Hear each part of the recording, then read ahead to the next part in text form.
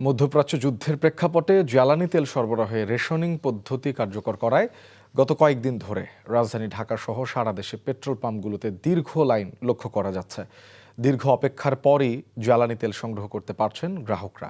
এ বিষয়ে জানাতে এই মুহূর্তে আসাদ গেট থেকে সরাসরি যুক্ত হচ্ছেন সহকর্মী আবির আহমেদ। আবির, আমরা তো বেশ কয়েকদিন যাবতই দেখছি যে রাজধানীর পেট্রোল পাম্পগুলোতে পরিবহন বা যানবাহন চালকদের দীর্ঘ লাইন এবং ভোগান্তি।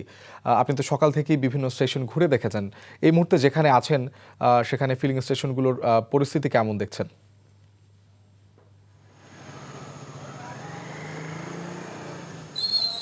পরিস্থিতি আগের মতোই, সেই দীর্ঘ লাইন রয়েছে। তার আগে একটি বিষয় জানিয়ে রাখতে চাই, এখন পর্যন্ত ডিজেল আমরা যেটি জেনেছি যে ডিজেল এখন পর্যন্ত মজুদ আছে 14 দিনের, যেটি আগে ছিল 11 দিনের, এবং পেট্রোল মজুদ আছে 15 দিনের, যেটি আগে ছিল 12 বা 13 দিনের, এবং অকটেন মজুদ ছিল 22 দিনের, এখন যেটি বেড়ে দাঁড়িয়েছে 28 দিনের। অর্থাৎ সরকার যেমনটি বলছিলেন যে দিন দিন যতই যাবে এই মজুদের পরিমাণ বাড়বে, অর্থাৎ সংকটের যতই আশ্বাস দেওয়া হচ্ছে সাধারণ মানুষকে, এর আগে যতটাই আশ্বাস দেওয়া হচ্ছে তারা কিন্তু তেমনটি মানছেন না বলে এখন পর্যন্ত যেটি জেনেছি। এবং এই ভ্রাম্যমাণ মোবাইল কোর্টের কথা বললেও এই গত সপ্তাহে 3-4 দিন আগে সেই মোবাইল কোর্ট পরিচালনার পরও কিন্তু সেই দৃশ্যমান কোনো অগ্রগতি দেখা যায়নি।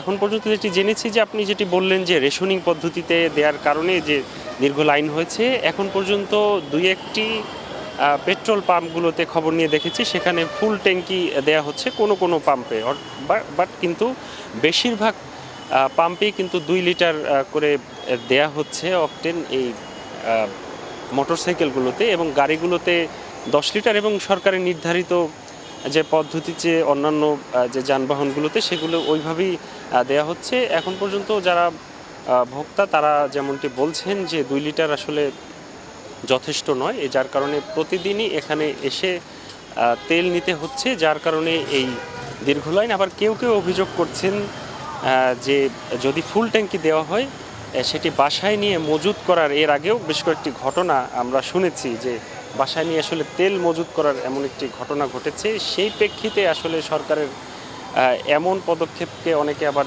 সাধুবাদও জানিয়েছেন। তবে সবথেকে বেশি যারা বিপাকে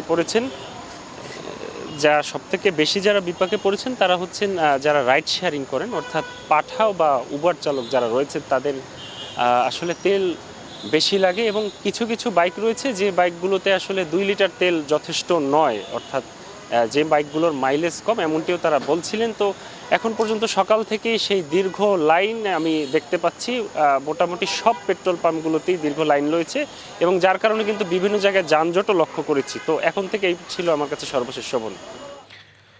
দর্শক, আমরা জানছিলাম পেট্রোল পাম্পের খবর।